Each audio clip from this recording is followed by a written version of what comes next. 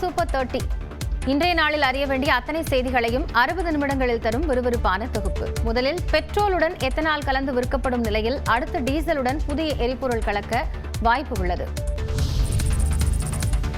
டீசலுடன் எத்தனாலை கலக்கும் திட்டம் தோல்வியடைந்ததால் ஐசோபியூட்டனாலை பயன்படுத்த முடிவு செய்துள்ளதாக மத்திய அமைச்சர் நிதின் கட்கரி தெரிவித்துள்ளார். 2014ஆம் ஆண்டில் பெட்ரோலில் எத்தனால் கலப்பு விகிதம் வெறும் 1.5% தொடங்கியது. பின்னர் 2022ஆம் ஆண்டு ஜூன் மாதத்தில் பெட்ரோலில் 10% எத்தனால் கலப்பு என்ற இலக்கு எட்டப்பட்டது. தற்பொழுது பெட்ரோலில் 20% எத்தனால் கலக்கப்படுகிறது. அதாவது 1 லிட்டர் எரிபொருளில் 800 millilitre petrol 200 millilitre ethanol கலந்து விற்கப்படுகிறது.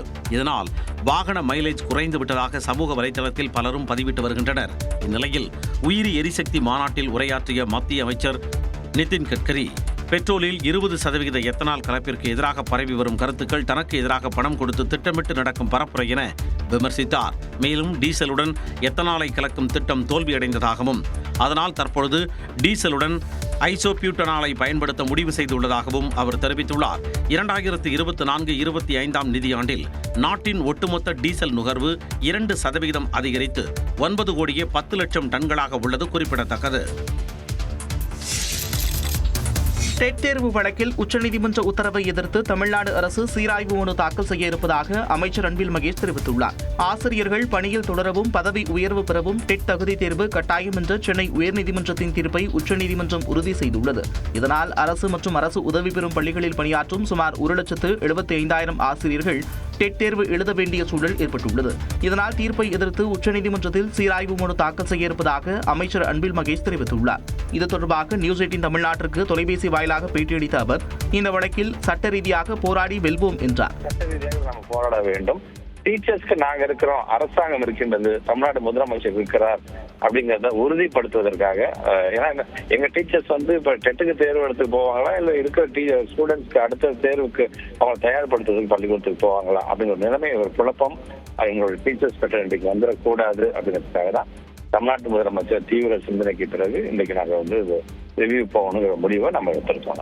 உச்சநீதிமன்ற உத்தரவு ஆசிரியர்களின் கட்டாய ஓய்வுக்கு வழிவகுக்கும் என்றும் அமைச்சர் வேதனை தெரிவித்தார். 2010ஆம் ஆண்டு ஆகஸ்ட் மாதத்திற்கு முன் பணியில் சேர்ந்த ஆசிரியர்களுக்கும் டெட் தேர்வை கட்டாயமாக்குவது கல்வித்துறையின் ஸ்திரத்தன்மைக்கு அச்சுறுத்தல் ஏற்படுத்தும் என்று பள்ளிக் கல்வித்துறை கவலை தெரிவித்துள்ளது. இது தொடர்பாக பள்ளிக் கல்வித்துறை வெளியிட்டுள்ள செய்தியில் நடைமுறையில் இருந்த சட்டங்கள் விதிகளுக்கு உட்பட்டு ஆசிரியர்கள் பணியமர்த்தப்பட்ட நிலையில் பல ஆண்டுகளுக்கு பிறகு அவர்கள் மீது புதிய தகுதியை விதித்து அவர்கள் தகுதி பெறவில்லை எனில் கட்டாய ஓய்வு அளிப்பது நியாயமானது அல்ல என்று விளக்கமளிக்கப்பட்டுள்ளது. இந்த நடைமுறை செயல்படுத்தப்பட்டால் பெருமளவிலான ஆசிரியர்கள் கட்டாய ஓய்வு பெற வழிவகுக்கும் என்றும் இதனால் பள்ளிகளில் ஆசிரியர் பற்றாக்குறை ஏற்படும் என்றும் சுட்டிக்காட்டப்பட்டுள்ளது. குறுகிய காலத்தில் டெட் தகுதி பெற்ற ஆசிரியர்களை சமமான எண்ணிக்கையில் பணியமர்த்தி பயிற்சி அளிப்பது நடைமுறையில் சாத்தியமற்றது என்றும் இத்தகைய சூழலை தவிர்க்காவிட்டால் லட்சக்கணக்கான மாணவர்களின் கல்வியை பாதிக்கும் என்றும் கூறப்பட்டுள்ளது. இலவச மற்றும் கட்டாய கல்வி உரிமை சட்டம் புதிய நியமனங்களுக்கு மட்டுமே குறைந்தபட்ச தகுதிகளை ஒழுங்குபடுத்துவதாகவும் இது ஏற்கனவே பணியில் உள்ள ஆசிரியர்களின் கட்டாய ஓய்வுக்கு அங்கீகாரம் அளிக்கவில்லை என்றும் தெரிவிக்கப்பட்டுள்ளது. மேலும் 2010ஆம் ஆண்டு ஆகஸ்ட் 23ஆம் தேதி தேசிய ஆசிரியர் கல்விக் குழுமம் டெட் தேர்வை அறிமுகப்படுத்திய போது அந்த தேதிக்கு முன்னர் நியமிக்கப்பட்ட ஆசிரியர்களுக்கு அதன் விதிகள் பொருந்தாது என்று அறிவிக்கையில் குறிப்பிடப்பட்டிருந்ததும் சுட்டிக்காட்டப்பட்டுள்ளது. எனவே உச்சநீதிமன்றத்தின் தீர்ப்பை எதிர்த்து சீராய்வு மனு தாக்கல் செய்ய உள்ளதாக கூறியுள்ள பள்ளிக் கல்வித்துறை இந்த விவகாரத்தில் தீவிர கவனம் செலுத்தி நியாயமான முடிவு கிடைக்க வழிவகை செய்வோம் என்றும் உறுதிபட தெரிவித்துள்ளது. மாத தவணையை செலுத்தாவிட்டால் கடனில் வாங்கிய செல்போனை முடக்க ரிசர்வ் வங்கி புதிய விதிமுறையை கொண்டுவரவிருப்பதாக தகவல் வெளியாகியுள்ளது. இந்தியாவில் 1 லட்சத்திற்கும் குறைவான விலையில் உள்ள செல்போன்களை மாத தவணையில் அதிக அளவில் வாங்கும் இளைஞர்கள் கடனை முறையாக செலுத்துவதில்லை என்று CRIF என்ற நிறுவனம் சுட்டிக்காட்டியுள்ளது. மேலும் வங்கி சாரா தனியார் நிதி நிறுவனங்கள் 85 விழுக்காடு செல்போன்களுக்கு கடன் வழங்குவதாகவும் தெரிவித்துள்ளது. மாத தவணையை செலுத்தாவிட்டால் கடனில் வாங்கிய செல்போனை முடக்கும் விதிமுறையை கொண்டுவர மத்திய ரிசர்வ் வங்கி திட்டமிட்டிருப்பதாக தகவல் வெளியாகியுள்ளது.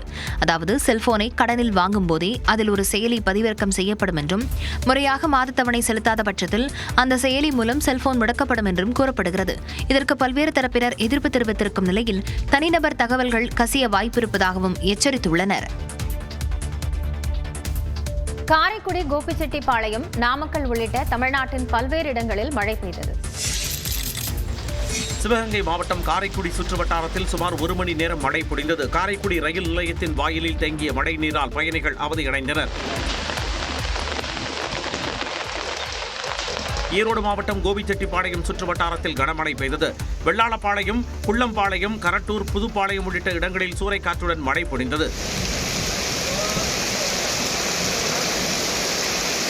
புதுக்கோட்டை மாவட்டத்தில் கரம்பக்குடி, அரிமளம் உள்ளிட்ட பல்வேறு இடங்களில் பரவலாக மழை பெய்தது. திடீரென பெய்த மழையால் உழவர்கள், பொதுமக்கள் மகிழ்ச்சி அடைந்தனர். நாமக்கல் சுற்றுவட்டார பகுதிகளான முதலைப்பட்டி, எருமைப்பட்டி, பகுரம்பட்டி உள்ளிட்ட பகுதிகளில் மழை பொழிந்தது.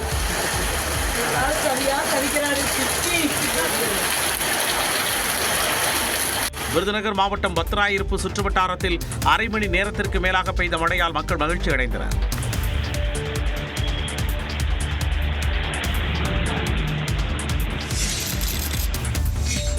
புதுச்சேரியின் மதகடிப்பட்டு சுற்றுவட்டாரத்தில் பலத்த காற்றுடன் கனமழை பெய்தது.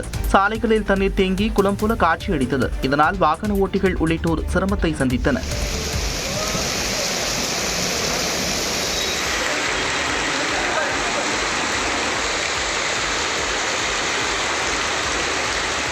கடலூர் மாவட்டம் சிதம்பரம் சுற்றுவட்டாரத்தில் பலத்த காற்றுடன் பரவலாக மழை பெய்தது. காலை முதல் வெயில் வாட்டி வதைத்த நிலையில் மாலையில் அண்ணாமலை நகர், சிவபுரி, கோவிலாம்பூண்டி, வல்லம்படுகை உள்ளிட்ட இடங்களில் மழை பொழிந்தது.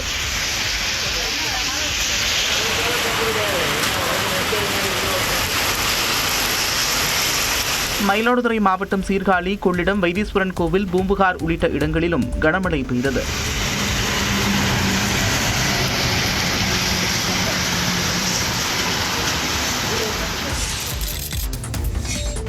டெல்டா மாவட்டங்களில் பலத்த மழை பெய்ததால் விவசாயிகள் மகிழ்ச்சி அடைந்தனர். தஞ்சாவூர் மாவட்டத்தில் கடந்த சில நாட்களாக வெயில் சுட்டெரித்த நிலையில் நேற்று 2வது நாளாக கனமழை பெய்தது. தஞ்சை மாநகர் மட்டுமின்றி திருவையாறு, திருக்காட்டுப்பள்ளி, கும்பகோணம், அம்மாப்பேட்டை, திருவிடைமருதூர் உட்பட மாவட்டம் முழுவதும் 1 மணி நேரத்திற்கு மேலாக கனமழை கொட்டி தீர்த்தது. திருவாரூர் மாவட்டத்தில் 2வது நாளாக பலத்த மழை பெய்தது.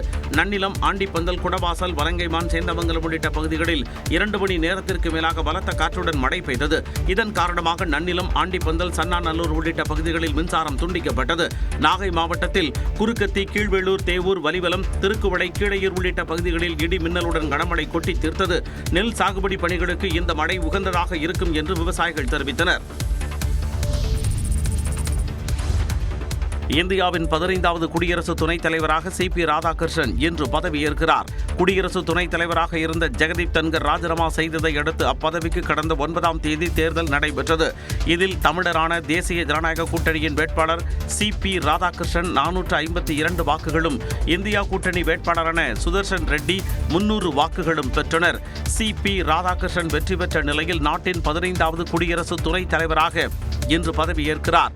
டெல்லி ராஷ்டிரபதி பவனில் காலை 10 மணிக்கு நடைபெறும் நிகழ்ச்சியில் குடியரசுத் தலைவர் திரௌபதி முர்மு CP ராதாகிருஷ்ணனுக்கு பதவி பிரமாணம் செய்து வைக்கிறார். இந்நிகழ்வில் பிரதமர் நரேந்திர மோடி, உள்துறை அமைச்சர் அமித்ஷா உள்ளிட்டோர் கலந்து கொள்ள உள்ள நிலையில் மக்களவை எதிர்க்கட்சித் தலைவர் ராகுல் காந்தி, காங்கிரஸ் தலைவர் மல்லிகார்ஜுன கார்கே உள்ளிட்டோருக்கும் அழைப்பு விடுக்கப்பட்டுள்ளது.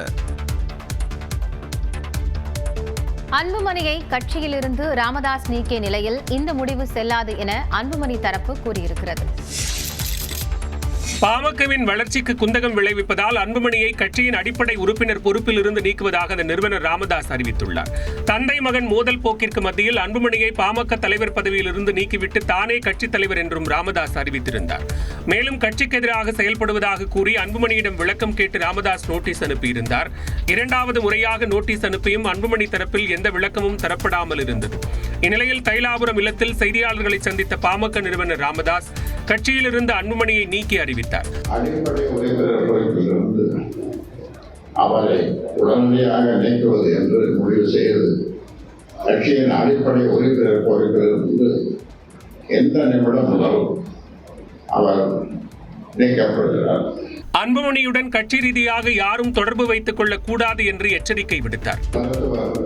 அன்புமணி அவர்களை பாட்டாளி மக்கள் கட்சியின் செயல் தலைவர் பதவியிலிருந்து நீக்குவது என்று முடிவு செய்து நீக்கப்படுகிறார். மேலும் கட்சியின் எதிர்கால வளர்ச்சிக்கு அவருடைய நடவடிக்கை மற்றும் போக்கு மிகப்பெரிய குந்தகம் விளைவிக்கும் செயலாக இருப்பதால் தன் மீதான 16 குற்றச்சாட்டுகளுக்கு அன்புமணி பதிலளிக்காததால் அது உண்மை என்ற அனுமானத்திற்கு பாமக வந்திருப்பதாகவும் ராமதாஸ் தெரிவித்தார். அன்புமணி ராமதாஸ் புதிய கட்சியை தொடங்கலாம் என்று ராமதாஸ் தெரிவித்துள்ளார். விழுப்புரம் மாவட்டம் தைலாபுரத்தில் செய்தியாளர்களை சந்தித்த அவர் பாமகவை உரிமை கொண்டாட வேறு யாருக்கும் உரிமை இல்லை என்று கூறினார். அவர் கட்சியை தொடங்கினாலும் அது அந்த கட்சி வளராது. ஏனென்றால் இதனை இவர் முடிக்கும் என்று அதனை அவர்கள் வளரும். அன்புமணியை கட்சியிலிருந்து நீக்கியதால் பாமகவுக்கு பின்னடைவு இல்லை என்று கூறிய ராமதாஸ், களை முளைக்குமே என்று யாரும் பயிரிடாமல் இருப்பதில்லை என்றும் தற்போது களையை நீக்கிவிட்டதாகவும் கூறினார். 40 முறை பேசியிருக்கிறார். சொல்றோம், அது ஒரு பொய். அன்புமணி பொய்யோ இது எதிலுமே அடங்காது. அன்புமணி பொய் தான், அதற்கு அந்த பெயர் தான் வைக்க முடியும். அன்புமணியுடன் இருக்கும் 10 பேர் மீது வருத்தம் இருந்தாலும் அவர்களை மன்னிக்க தயார் என்றும் ராமதாஸ் கூறினார். கட்சியிலிருந்து நீக்கியதாக ராமதாஸ் அறிவித்த அடுத்த சில நிமிடங்களில் பாமகவின் தலைவர் என்ற பெயரில் டங்ஸ்டன் ஆலை தொடர்பாக அன்புமணி அறிக்கை வெளியிட்டார். மேலும் கடலூரில் பரப்புரையில் ஈடுபட்ட அன்புமணி பாமகவின் மாநில மற்றும் மாவட்ட நிர்வாகிகளுடன் ஆலோசனை நடத்தினார். இதனிடையே பாமகவிலிருந்து அன்புமணியை நீக்குவதாக ராமதாஸ் அறிவித்தது செல்லாது என்று வழக்கறிஞர் பாலு கூறிய நிலையில் கட்சியும் சின்னமும் அன்புமணிக்கு தான் சொந்தம் என்று தேர்தல் ஆணையம் அங்கீகரித்த ஆவணத்தை வெளியிட வேண்டும் என்று ராமதாஸ் தரப்பு வலியுறுத்தியுள்ளது. மருத்துவர் ஐயா அவர்கள் வெளியிட்டிருக்கக்கூடிய அறிவிப்பு என்பது கட்சியினுடைய அமைப்பு விதிகளின்படியும் தேர்தல் ஆணையம் சமீபத்தில் வழங்கியிருக்கக்கூடிய அந்த அங்கீகாரம் உத்தரவின் அடிப்படையிலும் செல்லத்தக்கது அல்ல. பாட்டாளி மக்கள் கட்சியை எந்த விதத்திலும் ஐயா அவர்களுடைய அறிவிப்பு என்பது கட்டுப்படுத்தாது. அவர் சொல்றாரு, எங்களுக்கு கட்சி எங்களுடைய தான், சின்ன எங்களுக்கு தான் அறிவிப்பு தேர்தல் ஆணையம் கொடுத்துருச்சுன்னு சொல்றாரு. இதுவரை எப்பவுமே அப்படி ஒரு ஆதாரத்தையே அவர் காட்டல. ஏன்னா அவங்ககிட்ட அந்த ஆதாரம் இல்லை. ஒசூரில் தொழில் வளர்ச்சியில் புதிய சகாப்தம் படைத்துள்ளதாக முதலமைச்சர் பெருமிதம் தெரிவித்துள்ளார். ஹோசூரில் நடந்த முதலீட்டாளர்கள் மாநாட்டில் 24,307 கோடி ரூபாய் முதலீட்டுக்கான 92 புரிந்துணர்வு ஒப்பந்தங்கள் கையெழுத்தான நிலையில் அக்டோபர் 9 மற்றும் 10 தேதிகளில் கோவையில் சர்வதேச புத்தொழில் மாநாடு நடத்தப்படும் என முதலமைச்சர் மு.க. ஸ்டாலின் அறிவித்துள்ளார். கிருஷ்ணகிரி மாவட்டம் ஹோசூரில் டிஎன் ரைசிங் என்ற பெயரில் முதலீட்டாளர்கள் மாநாடு நடைபெற்றது. இதில் முதலமைச்சர் மு.க. ஸ்டாலின் முன்னிலையில் 24,307 கோடி ரூபாய் முதலீட்டுக்கான 92 புரிந்துணர்வு ஒப்பந்தங்கள் கையெழுத்தாகின. இதன் மூலம் சுமார் 50,000 பேருக்கு வேலைவாய்ப்பு கிடைக்கும் என அறிவிக்கப்பட்டுள்ளது. We now step into a moment of great significance, the foundation stone laying ceremony of landmark projects to lay the foundation stone. From RICO, மேலும் 8,000 பேருக்கு வேலை கிடைக்கும் வகையில் 1,200 கோடி ரூபாய் முதலீட்டில் 4 தொழில் திட்டங்களுக்கு முதலமைச்சர் அடிக்கல் நாட்டினார். பின்னர் பேசிய அவர், சிறிய தொழில் நகரமாக இருந்த ஹோசூர் தற்போது பெரிய தொழில் நகரமாக உருவெடுத்து இருப்பதாக கூறினார். எம்எஸ்எம்இ துறை சார்பில் தமிழ்நாடு புத்தொழில் மற்றும் புத்தாக்க இயக்கம் அக்டோபர் 9 மற்றும் 10 தேதிகளில் கோயம்புத்தூரில் ஒரு உலக புத்தொழில் மாநாட்டை நடத்த இருக்கு. ஹோசூர் எல்காட் பூங்காவில் அமைய உள்ள பிசிபி உற்பத்தி நிறுவனத்தின் 2வது அலகுக்கு முதலமைச்சர் மு.க. ஸ்டாலின் அடிக்கல் நாட்டினார். இதன் மூலம் சுமார் 1,200 பேருக்கு வேலைவாய்ப்பு கிடைக்கும் என எதிர்பார்க்கப்படுகிறது.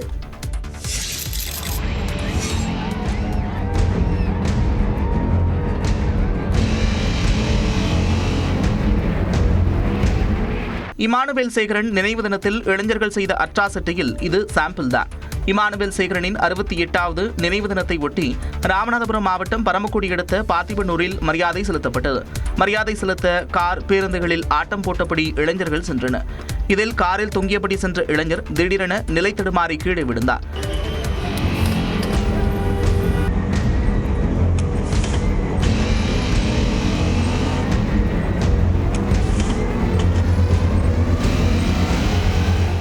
பரமக்குடி பார்த்திபனூர் சாலையில் காரின் கதவுகளில் தொங்கியபடியும் பேருந்துகள் மீது ஏறியும் ஆட்டம் போட்டும் சென்றனர்.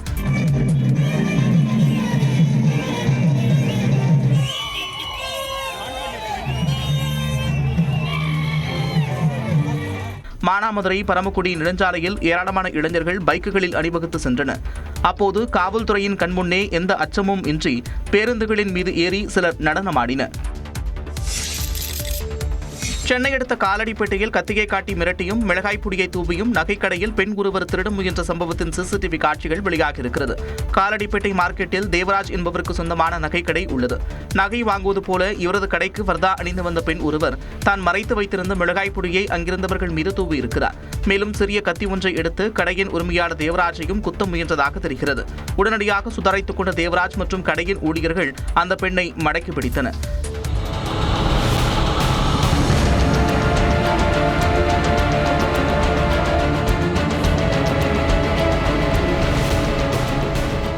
சிறிது நேரத்தில் கடைக்கு வந்த காவல்துறையினர் அந்த பெண்ணை கைது செய்து விசாரணை மேற்கொண்டனர்.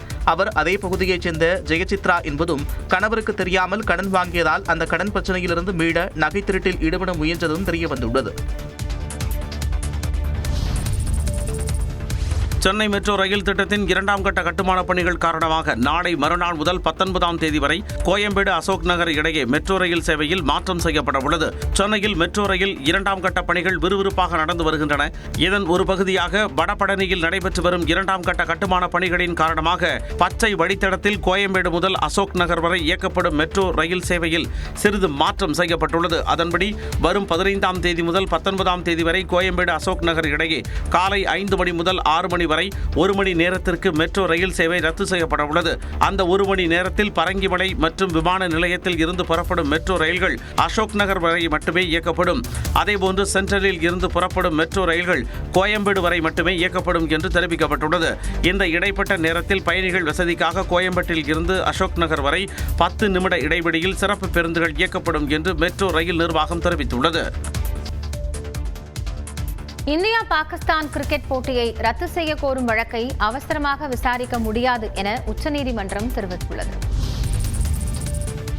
ஆசிய கோப்பை T20 கிரிக்கெட் தொடரில் வரும் 14ஆம் தேதி நடைபெறவுள்ள இந்தியா பாகிஸ்தான் இடையேயான ஆட்டத்திற்கு தடை விதிக்க முடியாது என உச்சநீதிமன்றம் தெரிவித்துள்ளது. போட்டியை ரத்து செய்ய உத்தரவிடக் கோரி உச்சநீதிமன்றத்தில் பொதுநல மனுக்கள் தாக்கல் செய்யப்பட்டுள்ளன. அதில் பெஹல்காம் தீவிரவாத தாக்குதல் மற்றும் ஆபரேஷன் சிந்தூருக்கு பிறகு போட்டி நடக்க உள்ளது தேச நலனுக்கு நல்லதல்ல என மனுதாரர்கள் கூறியுள்ளனர். போட்டி நடப்பது தீவிரவாத தாக்குதலில் இறந்த குடிமக்களின் தியாகத்தை குறைத்து மதிப்பிடும் விதத்தில் இருக்கும் என்றும் கூறப்பட்டிருந்தது. அதனை அவசர வழக்காக வெள்ளிக்கிழமை விசாரிக்க வேண்டும் என நீதிபதிகள் J.K. மகேஸ்வரி, விஜய் பிஸ்னோய் அமர்வு முன்பு முறையிடப்பட்டது. அதற்கு என்ன அவசரம் என கேட்ட நீதிபதிகள் போட்டி நடக்கட்டும் என்றனர்.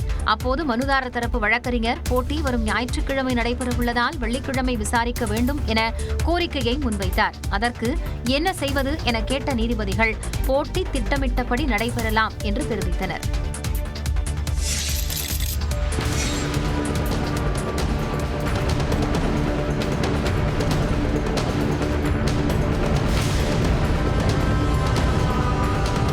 தெலுங்கானா மாநிலம் ஹைதராபாத்தில் திறந்து கிடந்த பாதாள சாக்கடையில் தவறி விழுந்த பள்ளிச் சிறுமியை அவரது தாய் தக்க தருணத்தில் காப்பாற்றினார். யாக்குபுத்ரா என்ற இடத்தில் பாதாள சாக்கடை திறந்து கிடந்தது. அந்த வழியாக பெண் ஒருவர் தன்னுடைய 2 மகள்களை பள்ளிக்கு அழைத்துச் சென்று கொண்டிருந்தார். அப்போது சிறுமி ஒருவர் எதிர்பாராத விதமாக திறந்து கிடந்த பாதாள சாக்கடையில் தவறி விழுந்தார்.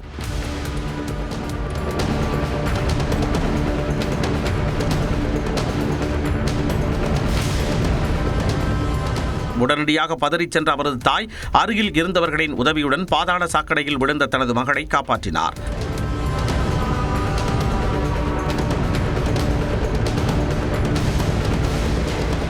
மாநகராட்சி அதிகாரிகளின் அலட்சியமே இதுபோன்ற விபத்துகளுக்கு காரணம் என அப்பகுதி மக்கள் குற்றம் சாட்டினர். GST மாற்றம் அமலுக்கு வருவதற்கு முன்பே பல்வேறு முன்னணி நிறுவனங்கள் கார்களை சலுகை விலையில் விற்க முன்வந்துள்ளன. GST குறைப்பு வரும் 22ஆம் தேதி அமலுக்கு வரவுள்ள நிலையில் கார்கள் மற்றும் இருசக்கர வாகனங்களின் விலைகள் குறைய உள்ளன.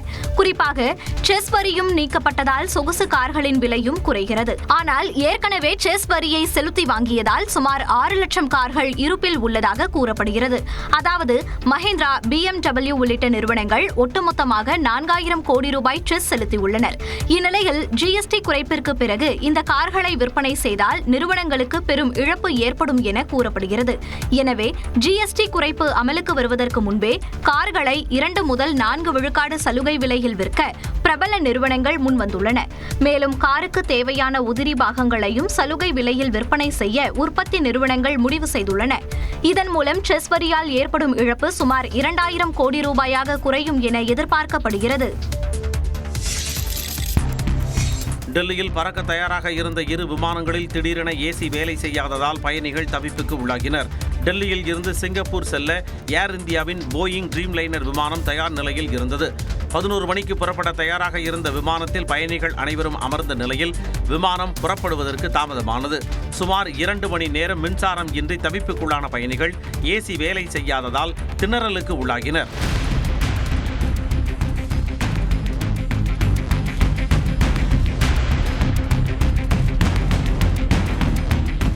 பின்னர் அவர்கள் தரையிறக்கப்பட்டு விமான நிலையத்திற்கே மீண்டும் பேருந்தில் அழைத்துச் செல்லப்பட்டனர்.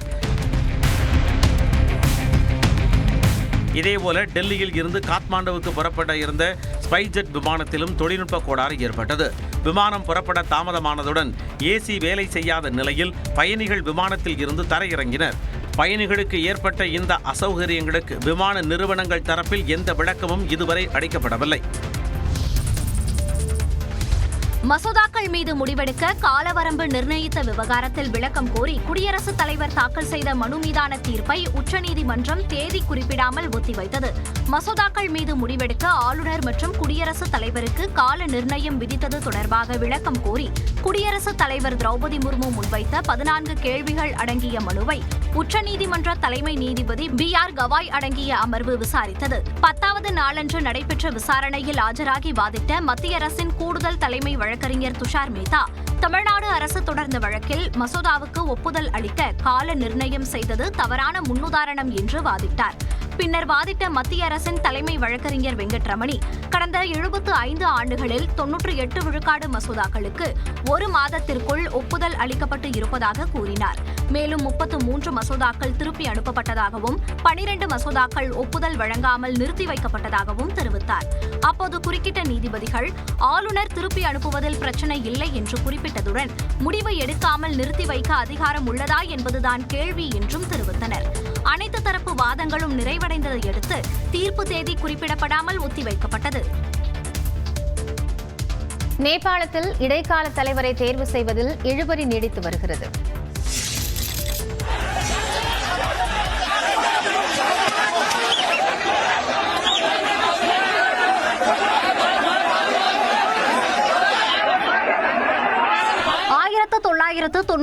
முதல் 2012 ஆண்டுக்கு இடையில் பிறந்த ஜென்சி இளைஞர்களால் நேபாளத்தில் மீண்டும் பரபரப்பு ஏற்பட்ட காட்சிகளே இவை.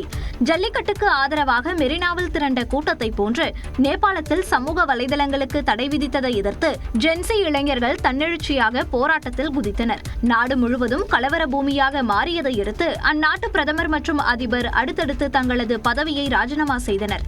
அதைத் தொடர்ந்து நேபாள அரசின் இடைக்கால தலைவராக முன்னாள் தலைமை நீதிபதி சுஷிலா கார்கி தேர்வு செய்யப்பட்டார். இதற்கு ஜென்சி இளைஞர்கள் குழுவின் ஒரு பிரிவினர் ஆதரவு அளித்த நிலையில் மற்றொரு பிரிவினர் எதிர்ப்பு தெரிவித்தனர். இதையடுத்து பத்ரகாளி பகுதியில் உள்ள ராணுவ தலைமையகத்தில் இரு பிரிவினரை அழைத்து பேச்சுவார்த்தை நடத்தப்பட்டது. அப்போது இளைஞர்கள் மத்தியில் வாக்குவாதம் முற்றி கைகலப்பாக மாறியது. நேபாள இடைக்கால தலைவர் பதவிக்கு காத்மண்டு மேயர் பாலேந்திர ஷா மற்றும் நேபாள மின்வாரிய முன்னாள் தலைமை செயல் அதிகாரி குல்மான் கிஷிங் ஆகியோரின் பெயர்களை ஒரு தரப்பினர் முன்மொழிந்தது குறிப்பிடத்தக்கது. குவாட் உச்சிமாநாட்டில் பங்கேற்க நவம்பர் மாதம் அமெரிக்க அதிபர் டிரம்ப் இந்தியா வர உள்ளதாக தகவல் வெளியாகியுள்ளது. இந்தியா, அமெரிக்கா, ஜப்பான், ஆஸ்திரேலியா ஆகிய நாடுகள் அங்கம் வகிக்கும் குவாட் அமைப்பின் உச்சிமாநாடு நவம்பர் மாதம் இந்தியாவில் நடைபெற உள்ளது. இதில் அமெரிக்க அதிபர் டிரம்ப் பங்கேற்க உள்ளதாக கூறப்பட்ட நிலையில் இந்தியா, அமெரிக்கா இடையிலான வர்த்தக ஒப்பந்த பிரச்சினையால் டிரம்ப் தனது பயணத்தை ரத்து செய்ததாக தகவல் வெளியானது.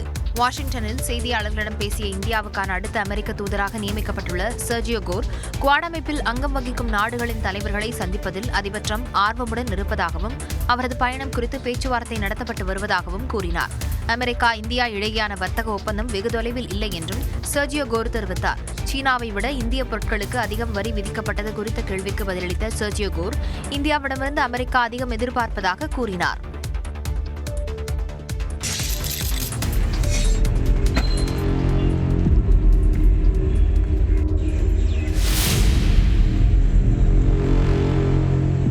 மனைவியின் திருமணத்தை மீறிய உறவால் ஏற்பட்ட ஆத்திரத்தில் 2 கொலைகளை செய்தது எப்படி என்று கணவர் நடித்து காட்டிய காட்சிகளே இவை. கள்ளக்குறிச்சி அருகே மலைக்கோட்டாலம் கிராமத்தைச் சேர்ந்த கொளஞ்சி என்பவர் தனது 2வது மனைவி லட்சுமியுடன் வாழ்ந்து வந்தார்.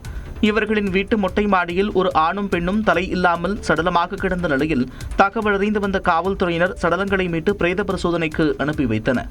பின்னர் செல்போன்களை மீட்டு விசாரித்த போது இறந்தது லக்ஷ்மி என்பதும் அருகே இருந்த ஆண் சடலம் அதே பகுதியைச் சேர்ந்த தங்கராசு என்பதும் தெரியவந்தது.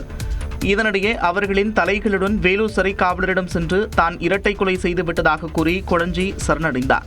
லக்ஷ்மியும் தங்கராசும் திருமணத்தை மீறிய உறவில் இருந்ததால் இருவரையும் கொலை செய்ததாக கொளஞ்சி வாக்குமூலம் அளித்துள்ளார்.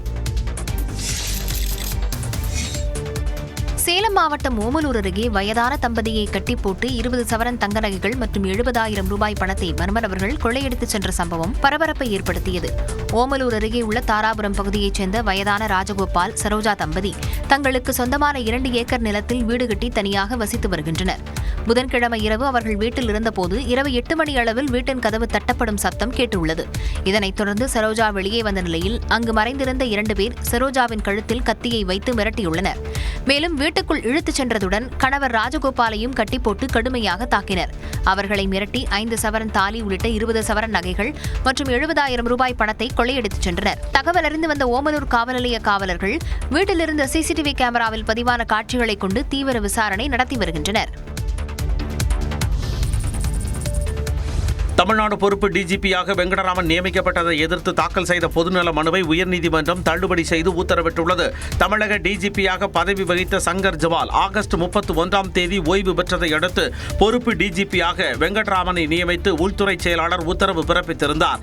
இந்த உத்தரவை எதிர்த்து ஓய்வு பெற்ற காவல் ஆய்வாளரும் வழக்கறிஞருமான ஆர் வரதராஜ் என்பவர் சென்னை உயர்நீதிமன்றத்தில் பொதுநல வழக்கு தாக்கல் செய்திருந்தார். இந்த மனு தலைமை நீதிபதி எம் ஸ்ரீவத்சவா மற்றும் நீதிபதி ஜி அருள்முருகன் அடங்கிய அமர்வில் நேற்று விசாரணைக்கு வந்தது. அப்போது மனுதாரர் சார்பில் ஆஜரான வழக்கறிஞர் பொறுப்பு டிஜிபியாக வெங்கட்ராமன் நியமிக்கப்பட்ட அறிவிப்பாணையை ரத்து செய்ய வேண்டும் என கோரிக்கை வைத்தார். ஆனால் அரசு தரப்பில் ஆஜரான வழக்கறிஞர் இதேபோன்று டிஜிபி நியமன வழக்கில் உச்சநீதிமன்றம் பிறப்பித்த உத்தரவை தாக்கல் செய்தார். இருதரப்பு வாதங்களை கேட்ட நீதிபதிகள் டிஜிபி பொறுப்பு காலியாக இருந்த நிலையில் இடைக்காலமாக பொறுப்பு டிஜிபி நியமிக்கப்பட்டிருக்கிறார் எனவும் அதை எதிர்த்து பொதுநல மனு தாக்கல் செய்ய முடியாது எனவும் தெரிவித்தனர். மேலும் இந்த விவகாரத்தில் உச்சநீதிமன்றம் ஏற்கனவே உத்தரவு பிறப்பித்துள்ள நிலையில் தாங்கள் தலையிட விரும்பவில்லை என கூறி மனுவை தள்ளுபடி செய்தனர்.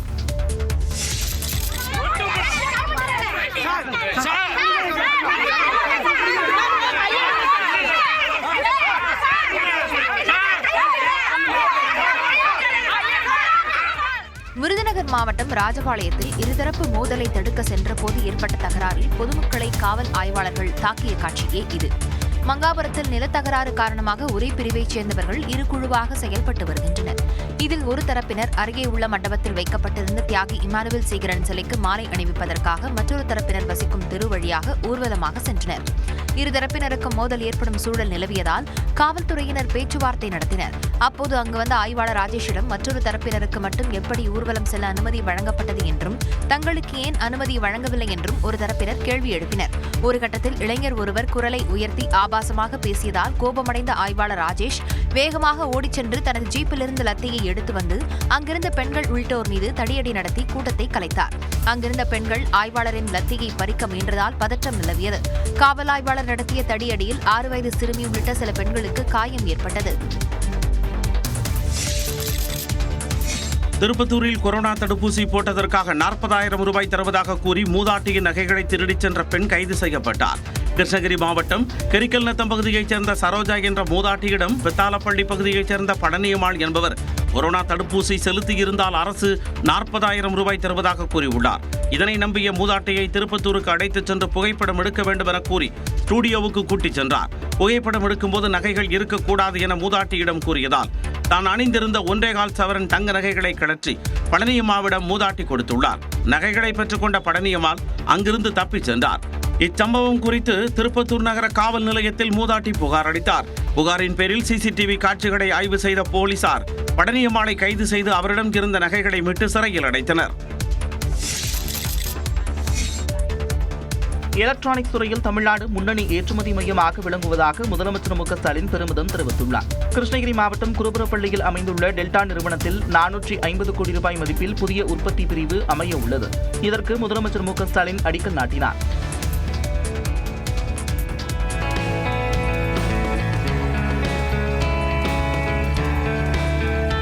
அதனைத் தொடர்ந்து நாட்டின் புதிய டெல்டா ஸ்மார்ட் உற்பத்தி பகுதியை திறந்து வைத்தார். மாண்புமிகு முதலமைச்சர் இப்பொழுது டெல்டாவின் AP06 ஸ்மார்ட் உற்பத்தி பிரிவை திறந்து வைக்கிறார்கள். நிகழ்ச்சியில் உரையாற்றிய அவர் ஓசூர் தொழில் வளர்ச்சியில் டெல்டா நிறுவனம் தந்த பங்களிப்புக்காக நன்றி தெரிவிப்பதாக கூறினார். இந்தியாவோட முன்னணி எலக்ட்ரானிக்ஸ் ப்ரொடக்ஷன் அண்ட் எக்ஸ்போர்ட் மையமா தமிழ்நாடு விளங்குகிறது. டெல்டா எலக்ட்ரானிக்ஸ் மற்றும் தமிழ்நாடு அரசுக்கு இடையான நம்மோட கூட்டு முயற்சி தமிழ்நாட்டோட வளர்ச்சிக்கு வலு சேர்க்கும் என்று நான் உறுதியாக நம்புகிறேன். மத்திய தென் மாவட்டங்களிலும் டெல்டா விரிவாக்க மையங்களை அமைக்க தமிழ்நாடு அரசு முழு ஒத்துழைப்பு அளிக்கும் என்றும் முதலமைச்சர் மு.க. ஸ்டாலின் தெரிவித்தார். கடந்த 5 ஆண்டுகளில் திமுக அரசு 5,38,000 கோடி ரூபாய் கடன் வாங்கியுள்ளதாக எடப்பாடி பழனிசாமி குற்றம் சாட்டியுள்ளார். மக்கள் மத்தியில் செல்வாக்கை இழந்திருப்பதால் தான் திமுக புதிதாக உறுப்பினர்களை சேர்த்து வருவதாக அதிமுக பொதுச் செயலாளர் எடப்பாடி பழனிசாமி விமர்சித்துள்ளார். திருப்பூர் மாவட்டம் காங்கேயத்தில் பரப்புரை கூட்டத்தில் பேசிய அவர் சிறுநீரக திருட்டில் ஈடுபட்ட தனியார் மருத்துவமனை மீது எந்த நடவடிக்கையும் எடுக்காதது ஏன் என்று கேள்வி எழுப்பினார். சிறுநீரக முறைகேடு கண்டுபிடிக்கப்பட்டது, நீங்களும் உத்தரவு போட்டீங்க, அந்த உறுப்பு மாற்று அறுவை சிகிச்சை அனுமதி ரத்து பண்ணியிருக்கிறீங்க, ஆனால் எந்த நடவடிக்கை எடுக்கல. இந்த முறைகேடாக நடைபெற்ற மருத்துவமனையெல்லாம் சோதனை செஞ்சு சரியான நடவடிக்கை எடுக்கப்படும். ஆட்சிக்கு வந்தால் இந்த வரியையும் உயர்த்த மாட்டோம் என்று திமுக வாக்குறுதி அளித்ததாகவும், ஆனால் தற்போது சொத்து வரி மற்றும் மின் கட்டணத்தை உயர்த்திவிட்டதாகவும் எடப்பாடி பழனிசாமி சாடினார். திமுகவில் இன்றைக்கு கட்சி செல்வாக்கு இழந்த காரணத்தினால புதிய உறுப்பினை சேர்க்க வேண்டிய நிலையத்தில் கட்டாயத்தில் தள்ளப்பட்ட காரணத்தில் இன்றைக்கு திமுக தலைவர் திரு ஸ்டாலினுடைய உத்தரவின் பேரில் வீடு வீடா கதவை தட்டி மக்களை விரட்டி திமுகவில் உறுப்பினராக சேர்த்துக்கிட்டு இருக்கிறீங்க. கடந்த 5 ஆண்டுகளில் 5,38,000 கோடி கடன் உள்ளதாகவும் எடப்பாடி பழனிசாமி குற்றம் சாட்டினார். திமுக ஐசியூவில் இருப்பதாக எடப்பாடி பழனிசாமி விமர்சித்திருந்த நிலையில் எடப்பாடி பழனிசாமி தான் தனது இதய துடிப்பை சரிபார்த்துக் கொள்ள வேண்டும் என திமுக MP ஆர் ராசா தெரிவித்துள்ளார். திமுகவின் ஓரணியில் தமிழ்நாடு இயக்கத்தில் 1 கோடிக்கும் மேலான குடும்பங்கள் இணைந்துள்ளதாக அக்கட்சியின் தலைவரும் முதலமைச்சருமான மு.க. ஸ்டாலின் தனது எக்ஸ் பதிவில் தெரிவித்திருந்தார். இதுகுறித்து விவரித்த திமுக துணை பொதுச் செயலாளர் ஆர் ராசா தமிழ்நாட்டை தலைகுனிய விடமாட்டோம் என்ற முழக்கத்தை முதலமைச்சர் முன்வைத்துள்ளதாக கூறினார்.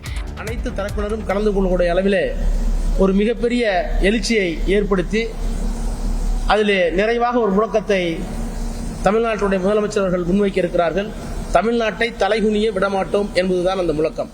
எடப்பாடி பழனிசாமி தனது இதய துடிப்பை சரிபார்க்க வேண்டும் என்றும் ஆர் ராசா விமர்சித்தார். செங்கோட்டை போனா ஒரு ஹார்ட் பீட் அடிக்குது, OPS ஒரு ஸ்டேட்மெண்ட் போட்டா அடிக்குது, டிடிவி அடிச்சா அடிக்குது, செங்கோட்டை போய் அமித்ஷா பார்த்தா அவருக்கு டிக்கிங்குது. எனக்கு பயமா இருக்கு எடப்பாடியை பார்த்தாக்க. அவருடைய ஹெல்த்தை பார்த்து சொல்லுங்க. நாங்க ஐசியூ நாங்க திடமா இருக்கோம். அவருடைய பிரஷர் எல்லாம் பார்க்க சொல்லுங்க. அதிமுகவில் என்ன செய்யணும் என்ன செய்யக்கூடாதுன்னு அமித்ஷா முடிவு எடுப்பாரா? எதுக்காக போய் பாத்தீங்க? ஒரு அரசியல் கட்சியினுடைய தலைவர் ஒரு ஸ்டேட்மெண்ட் கொடுத்துட்டு இங்க இருந்து டெல்லி போறார். டெல்லி சந்திப்பு குறித்து அமித்ஷா செங்கோட்டையன் அமைதி காப்பது ஏன் என்றும் அவர் கேள்வி எழுப்பினார். எடப்பாடி பழனிசாமி பொதுச் செயலாளராக இருக்கும் வரை அதிமுகவால் ஆட்சிக்கு வர முடியாது என்று டிடிவி தினகரன் கூறிய நிலையில் தமிழ்நாட்டில் தேசிய ஜனநாயக கூட்டணியின் தலைவர் எடப்பாடி பழனிசாமி தான் என நயினார் நாகேந்திரன் திட்டவட்டமாக தெரிவித்துள்ளார்.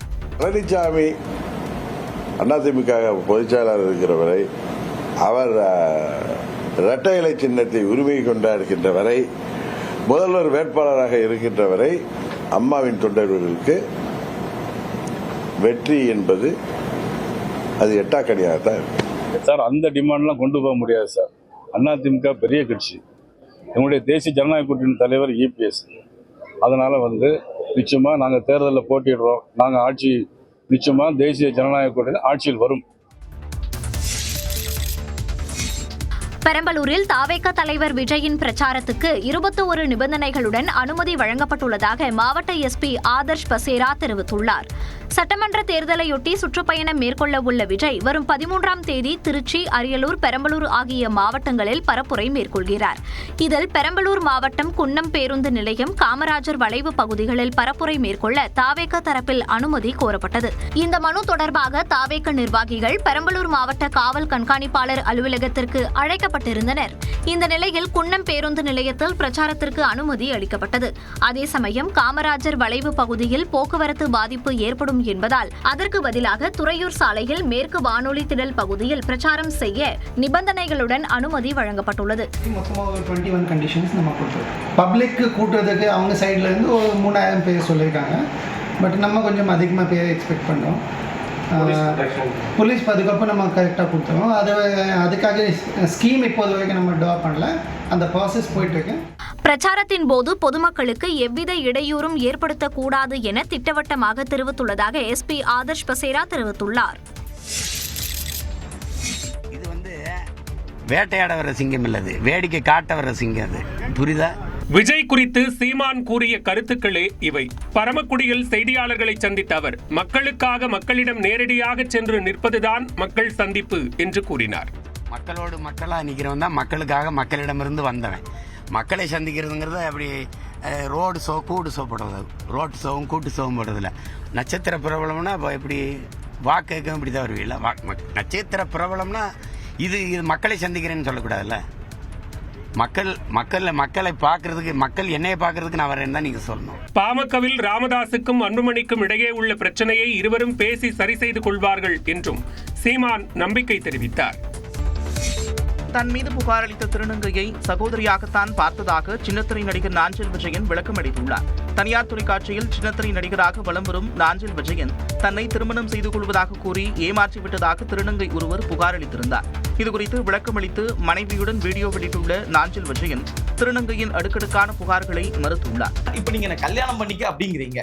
சரி, ஒருவேளை உண்மையா நான் உங்க கூட லவ் பண்ணியிருந்தேன், உங்களை உண்மையா நம்ம கூட அந்த மாதிரி தொடர்புல இருந்தாலும் பாலியல் குற்றச்சாட்டுலாம் இதெல்லாம் என்னால பொறுக்கவே முடியல. ஏதாவது ஒரு மெசேஜா நான் அனுப்பியிருப்பேன். என் மொபைல் ஹிஸ்டரியை தேடி போட்டா அதுல எவிடன்ஸ் கிடைக்கும், இல்ல அவங்க மொபைலை வாங்கினா அதற்கான எவிடன்ஸ் கிடைக்கும். உங்களை நான் சின்சியரா காதலிச்சுக்கிட்டு இருந்தேன், லவ் பண்ணிட்டு இருக்கேன்னு. இது உங்களுக்கு மனசாட்சின்னு தான் நீங்க இந்த வார்த்தையை எப்படி சொல்லுவீங்கன்னு தெரியல. ஏன்னா உங்களை நான் ஒரு அன்பா தோழியா ஒரு சகோதரி லெவலுக்கு நான் பார்த்திருக்கேன். முழுக்க இது பப்ளிசிட்டிக்காக பண்ணக்கூடிய ஒரு ஃபைட் மட்டும்தான். தங்களால் வெளியே தலை காட்ட முடியவில்லை என்று நாஞ்சில் விஜயனின் மனைவி மரியா வேதனை தெரிவித்தார். இப்படி பண்ணுவீங்க நான் எதிர்பார்க்கல. ஏன் நாங்க சந்தோஷமா இருக்கிறது உங்களுக்கு பிடிக்கலையா? எங்களால வெளியே தள்ள காட்ட முடியல. நீங்க ஒரு செகண்ட்ல இப்படி பண்ணிட்டு போயிட்டீங்க. தங்கள் குடும்பத்தில் குழப்பத்தை விளைவிக்க வேண்டாம் எனவும் மரியா கேட்டுக்கொண்டார். சென்னை உயர்நீதிமன்ற நீதிபதி எம் சுந்தரை மணிப்பூர் உயர்நீதிமன்ற தலைமை நீதிபதியாக நியமிக்க கொலிஜியம் பரிந்துரைத்துள்ளது. சென்னை உயர்நீதிமன்றத்தின் 2வது மூத்த நீதிபதியாக பணியாற்றி வருபவர் நீதிபதி எம் சுந்தர். இவர் சென்னை சட்டக்கல்லூரியில் சட்டம் பயின்று கடந்த 1989ஆம் ஆண்டு வழக்கறிஞராக பதிவு செய்து உரிமையியல் தொடர்பான வழக்குகளில் திறம்பட பணியாற்றியவர். கடந்த 2016ஆம் ஆண்டு சென்னை உயர்நீதிமன்ற நிரந்தர நீதிபதியாக நியமிக்கப்பட்டார். இந்த நிலையில் நீதிபதி எம் சுந்தரை மணிப்பூர் உயர்நீதிமன்றத்தின் தலைமை நீதிபதியாக நியமிக்க உச்சநீதிமன்ற கொலிஜியம் குடியரசுத் தலைவருக்கு பரிந்துரை செய்துள்ளது. இதேபோல் பாட்னா உயர்நீதிமன்றத்தில் பணியாற்றி வரும் பவன்குமார் பஜந்திரியை அதே நீதிமன்றத்தில் தலைமை நீதிபதியாகவும், கொல்கத்தா உயர்நீதிமன்ற நீதிபதி சௌமன் சென்னை மேகாலயா உயர்நீதிமன்ற தலைமை நீதிபதியாகவும் நியமிக்க கொலிஜியம் பரிந்துரை அளித்துள்ளது. தேனி மாவட்டம் ஆண்டிப்பட்டி அருகே ஒல்லியாக இருப்பதாக நினைத்து 15 சத்து மாத்திரைகளை விழுங்கிய 7ஆம் வகுப்பு மாணவர் மருத்துவமனையில் சிகிச்சைக்கு அனுமதிக்கப்பட்டுள்ளார். கன்னியப்பிள்ளைப்பட்டி கிராமத்தில் அரசு பள்ளியில் படித்து வரும் 7ஆம் வகுப்பு மாணவர் தான் ஒல்லியாக இருப்பதாக கருதி வருத்தத்தில் இருந்ததாக தெரிகிறது.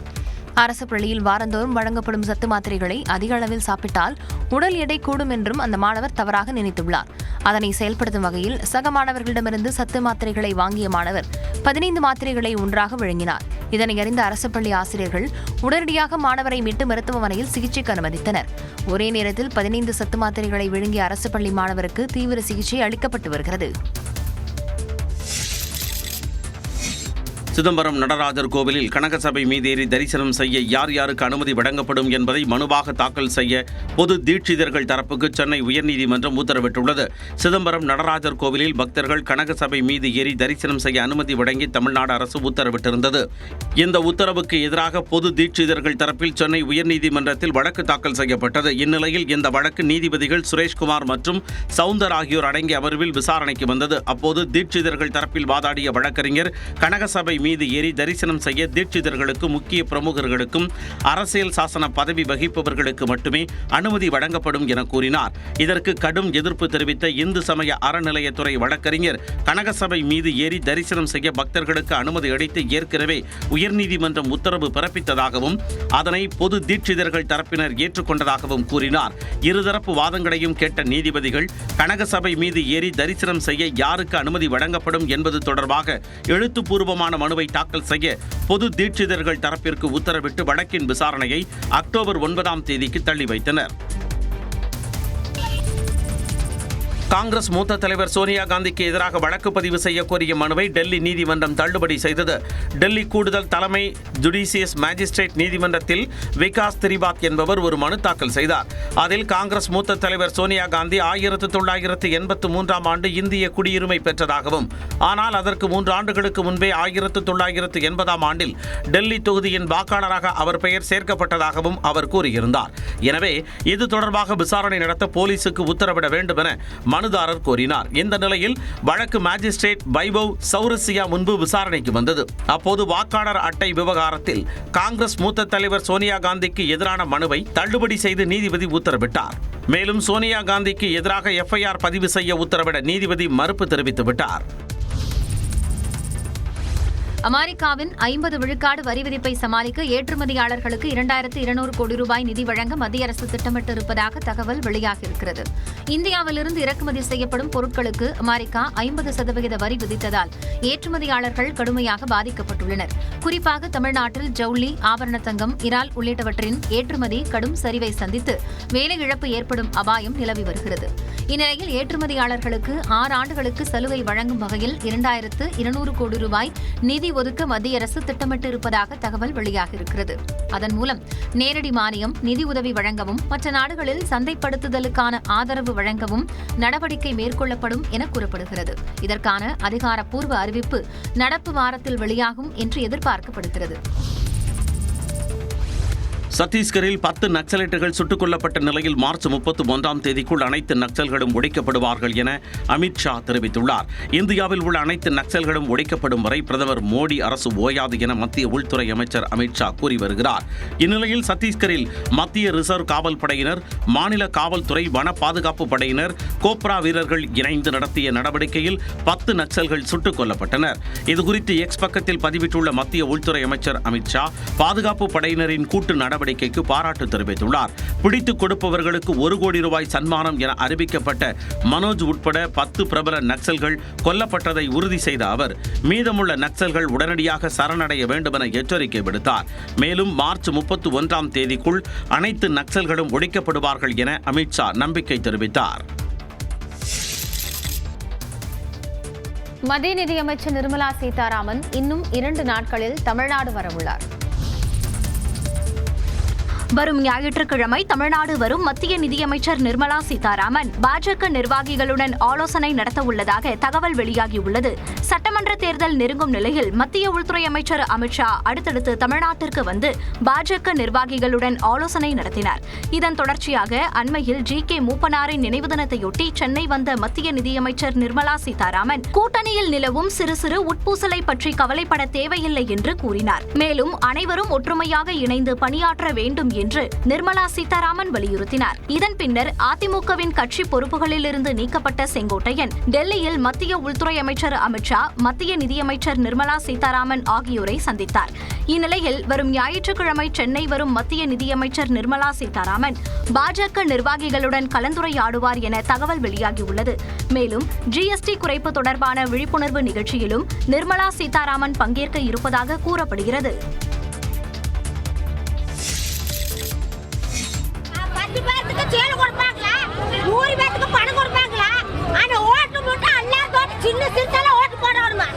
அதிமுக பொதுச் செயலாளர் எடப்பாடி பழனிசாமியின் பரப்புரை கூட்டத்திற்கு அழைத்து வரப்பட்ட பெண்கள் தங்களுக்கு பணம், பரிசு பொருட்கள் வழங்காததை கண்டித்து அதிமுகவினருடன் வாக்குவாதத்தில் ஈடுபட்ட காட்சிகள் தான் இவை. திருப்பூர் மாவட்டம் காங்கேயத்தில் நேற்றிரவு எடப்பாடி பழனிசாமி பரப்புரை மேற்கொண்டார். இதையொட்டி தொகுதி முழுவதிலும் இருந்து ஆயிரக்கணக்கானோர் ஆட்டோ மற்றும் லாரிகளில் பரப்புரை கூட்டத்திற்கு அழைத்து வரப்பட்டிருந்தனர். அப்போது குறிப்பிட்ட சிலருக்கு மட்டும் தலா 200 ரூபாய் மற்றும் புடவை வழங்கியதாகவும் தங்களுக்கு 100 ரூபாய் மட்டும் வழங்குவதாக கூறி அதிமுகவினரிடம் பெண்கள் சிலர் வாக்குவாதத்தில் ஈடுபட்டனர். தொடர்ந்து எடப்பாடி பழனிசாமி பரப்புரையை தொடங்குவதற்கு முன்பாகவே பெண்கள் சாறை சாறையாக வீட்டிற்கு புறப்பட்டு சென்றனர். முன்னதாக மடத்துக்குளத்தில் எடப்பாடி பழனிசாமி பரப்புரையின் போது கூட்ட நெரிசலில் சிக்கி பெண்மணி ஒருவர் மயங்கி விழுந்தார். உடனடியாக அங்கிருந்தவர்கள் அவரை மருத்துவமனைக்கு தூக்கிச் சென்றனர். காதல் விவகாரத்தில் சிறுவன் கடத்தப்பட்ட வழக்கில் புரட்சி பாரதம் கட்சியின் தலைவர் பூவை ஜெகன்மூர்த்திக்கு வழங்கப்பட்ட முன்ஜாமீன் செல்லும் என்று உச்சநீதிமன்றம் உத்தரவிட்டுள்ளது. காதல் திருமணம் செய்து கொண்ட இளைஞரின் சகோதரர் கடத்தப்பட்ட வழக்கில் பூவை ஜெகன்மூர்த்தி உள்ளிட்டோருக்கு சென்னை உயர்நீதிமன்றம் முன்ஜாமீன் வழங்கியது. இந்நிலையில் இந்த வழக்கிலிருந்து தன்னை விடுவிக்க கோரி ஜெகன்மூர்த்தி தாக்கல் செய்த மேல்முறையீட்டு மனு உச்சநீதிமன்றத்தில் வியாழக்கிழமை விசாரணைக்கு வந்தது. மனுதாரர் தரப்பு வாதங்களை கேட்ட நீதிபதி மனோஜ் மிஸ்ரா தலைமையிலான அமர்வு இந்த மனு குறித்து விரிவான அறிக்கை தாக்கல் செய்ய தமிழ்நாடு அரசுக்கு உத்தரவிட்டது. மேலும் இந்த வழக்கில் பூவை ஜெகன்மூர்த்திக்கு ஏற்கனவே வழங்கப்பட்டுள்ள முன்ஜாமீன் தொடரும் என்றும் நீதிபதிகள் உத்தரவிட்டனர். இதனிடையே பூவை ஜெகன்மூர்த்தி மீதான வழக்கை ரத்து செய்ய கோரி பெண்ணின் தந்தை வனராஜ் தாக்கல் செய்த மனு சென்னை உயர்நீதிமன்றத்தில் விசாரணைக்கு வந்தது. மனுதாரர் சார்பில் ஆஜரான வழக்கறிஞர் இருதரப்பிலும் தற்போது சமரசமாகிவிட்டதாகவும் திருமண வரவேற்பு நிகழ்ச்சியை நடத்த திட்டமிட்டிருப்பதாகவும் தெரிவித்தார். ஆனால் வழக்கை ரத்து செய்ய காவல்துறை தரப்பில் எதிர்ப்பு தெரிவிக்கப்பட்டது. மனு குறித்து பதிலளிக்க அவகாசம் அளிக்க வேண்டும் என்றும் காவல்துறை தரப்பில் கோரிக்கை விடுக்கப்பட்டது. இதனையடுத்து வழக்கின் விசாரணையை வரும் 17ஆம் தேதிக்கு நீதிபதி ஒத்திவைத்தார்.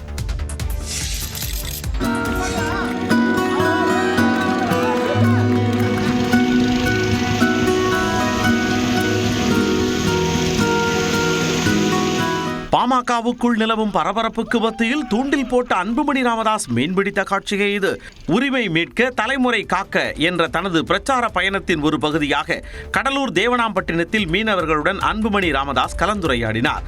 பின்னர் தேவனாம்பட்டினத்தில் உள்ள மீன் இறங்குதளத்திற்கு சென்று பார்வையிட்டார். அங்கிருந்து சென்றபோது கடலில் ஒரு முதியவர் மீன்பிடித்துக் கொண்டிருந்தார். அவரிடமிருந்து தூண்டிலை வாங்கி ஆர்வத்துடன் மீன்பிடித்தலில் ஈடுபட்டார். பின்னர் ஏலம் விடும் பகுதிக்கு வந்து 2000 ரூபாய்க்கு மீன்களை வாங்கினார்.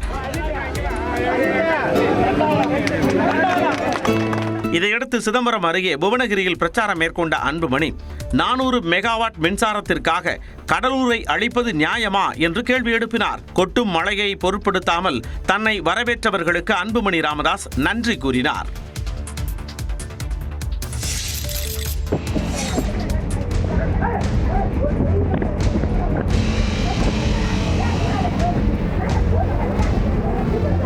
சேலம் மாவட்டம் பெத்தநாயக்கன்பாளையம் அருகே நிலத்தகராறில் முதிய தம்பதி தாக்கப்பட்ட வீடியோ வெளியாகி அதிர்ச்சியை ஏற்படுத்தியுள்ளது. கொட்டவாடி கிராமத்தில் ராமசாமி மங்கையர்கரசி தம்பதிக்கு சுமார் 4.5 ஏக்கர் விவசாய நிலம் உள்ளது.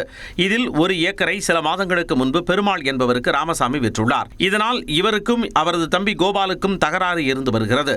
இந்நிலையில் கோபாலின் மகன் அசோக்குமார், மனைவி கௌசல்யா ஆகியோர் விற்ற நிலத்தை மீண்டும் திரும்ப பெற கோரி தகராறில் ஈடுபட்டனர். அப்போது இருவரும் வீட்டின் ஜன்னல் கதவுகளை அடித்து உதைத்ததுடன் வயதான தம்பதியை தாக்கியுள்ளனர்.